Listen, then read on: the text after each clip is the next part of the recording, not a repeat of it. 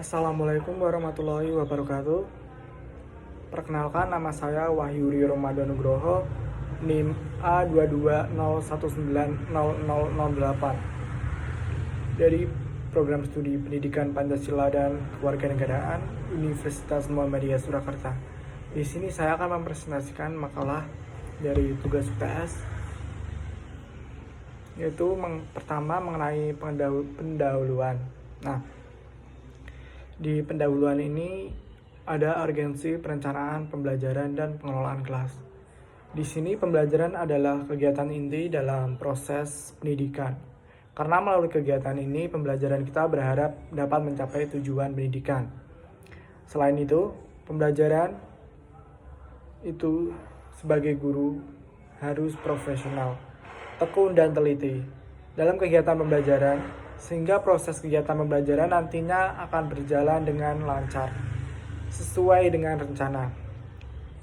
Guru yang baik akan berusaha semaksimal mungkin agar berhasil dalam pembelajaran.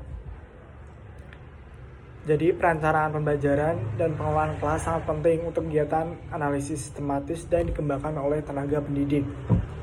Kemudian, kedua, pembahasan inti, yaitu di sini konsepsi, ada definisi. Definisi di sini mengenai perencanaan pembelajaran adalah suatu kegiatan yang berkaitan dengan proses tindakan apa yang akan dilakukan pada saat pembelajaran nanti, yang bertujuan agar menguasai bahan dan materi ajar, metode, dan penggunaan alat perlengkapan pembelajaran. Kemudian tujuan perencanaan pembelajaran adalah untuk memandu kegiatan belajar siswa dan kegiatan guru mengajar, dan untuk memahami belajar siswa. Karena materi yang akan disajikan telah direncanakan secara rinci untuk mencapai proses belajar mengajar. Kemudian prinsip mengenai perencanaan pembelajaran merupakan landasan berpikir agar tujuan pembelajaran dapat tercapai dan proses pembelajaran langsung, dinamis, dan terarah. Guru telah menyiapkan beberapa alternatif strategi dan perlu memastikan bahwa materi yang diberikan telah diverifikasi.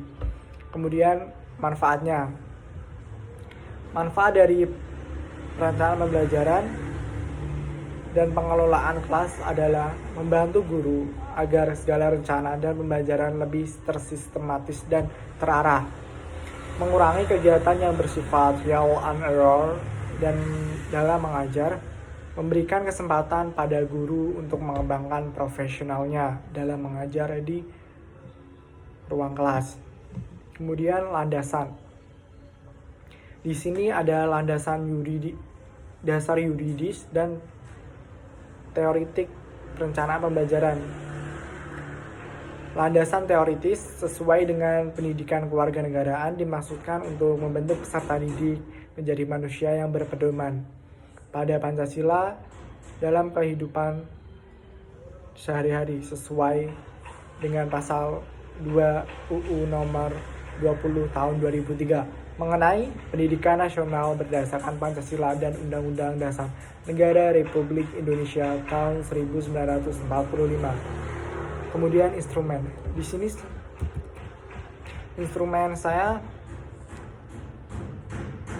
mengenai dari sekolah saya dulu, SMA Negeri 1 Klego, mata pelajaran Pendidikan Pancasila dan Kewarganegaraan, kelas 11 semester 2. Materi pokok harmonisasi hak dan kewajiban asasi manusia dalam perspektif Pancasila. Alokasi waktu 1 pertemuan, 2 kali 45 menit. Di sini ada analisis kebutuhan peserta didik. Di sini penetapan siswa yang dibutuhkan oleh tenaga pendidikan yang meliputi merencanakan jumlah peserta didik yang akan diterima dengan pertimbangan jumlah yang kelas yang tersedia. Kemudian tujuan pembelajaran, kompetensi spiritual dan sikap sosial. Pertama, menghargai hak asasi manusia berdasarkan perspektif Pancasila sebagai anugerah Tuhan Yang Maha Esa. Kedua, bersikap peduli terhadap hak asasi manusia berdasarkan perspektif Pancasila dalam kehidupan berbangsa dan bernegara. Ketiga, memiliki sikap peduli terhadap hak asasi manusia berdasarkan perspektif Pancasila dalam kehidupan berbangsa dan bernegara. Keempat, membangun nilai-nilai peduli mengenai pentingnya harmonisasi kewajiban dan hak asasi manusia dalam perspektif Pancasila. Kemudian kompetensi pengetahuan dan keterampilan. Di sini ada 8. Saya menyimpulkan mengenai kompetensi pengetahuan dan keterampilan. Melalui kegiatan ini kita dapat melakukan mengenai harmonisasi kewajiban dan hak asasi manusia dalam perspektif Pancasila, menjelaskan, mengidentifikasi, mencari masalah, merumuskan masalah, dan memecahkan masalah tersebut. Ada beberapa cara, yaitu dengan literasi, PPK, ACT, TPI Chalk, HOTS. Kemudian pemilihan bahan ajar, saya menggunakan slide PowerPoint mengenai kasus-kasus karena siswa lebih senang melihat permasalahan dari kasus-kasus video mengenai kasus-kasus ancaman terhadap keutuhan NKRI dalam hak dan kewajiban asasi manusia.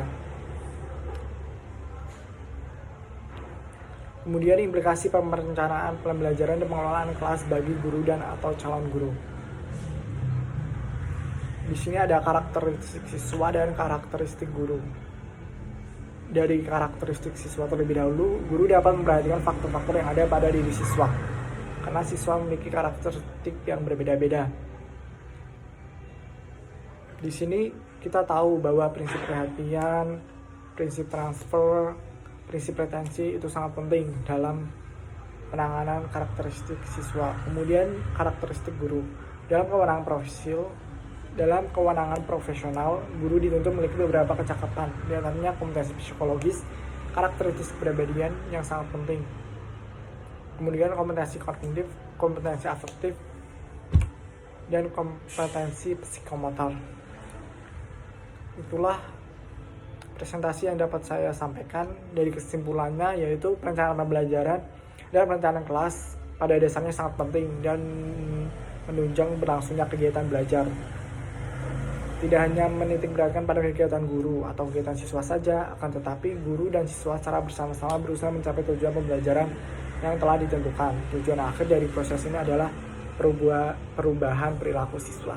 Sekian dari saya, kurang lebihnya mohon maaf.